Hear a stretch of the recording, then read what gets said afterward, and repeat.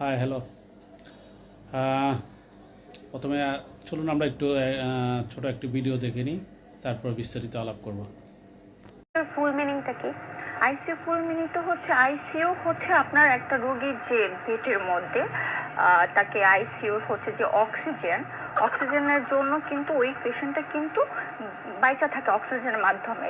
যেমন হচ্ছে সে সুইসাইড করলো, দেন হচ্ছে তার জন্য তার লাইফ লাইফ আইসিইউ, তারপর হচ্ছে লাইফ সাপোর্ট, তো এগুলো তার জন্য বেড প্রয়োজন। হ্যাঁ, তো সেক্ষেত্রে হচ্ছে এই রোগীগুলো আইসিইউর জন্য আর কি বেড।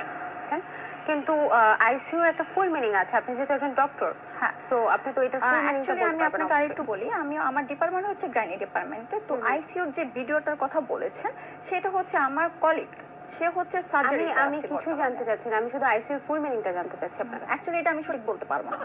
আপনি একজন ডক্টর, আপনি আইসিইউ নো, আমি বলতে পারবো না।